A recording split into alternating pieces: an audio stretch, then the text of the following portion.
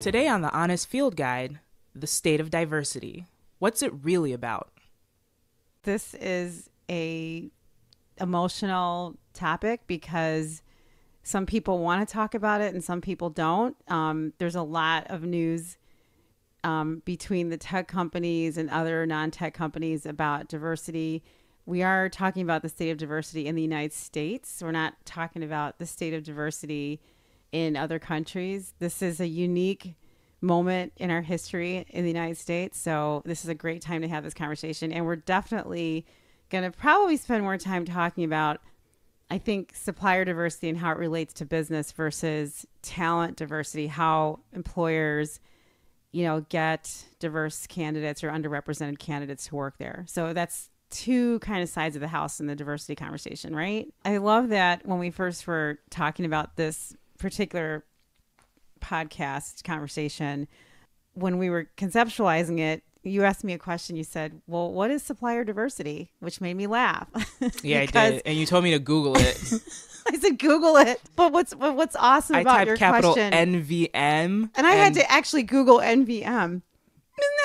We're full circle. Never mind. This is a full circle moment. I know it was totally full circle. I should have told you. Should have asked me, and I would have told you to Google it. I didn't want to admit. I didn't want to see. The thing is, when I told you to Google what is supplier diversity, and you put NVM, and I was gonna reply back, well, what is NVM? And I thought I better not do that. Don't play yourself. Don't play yourself.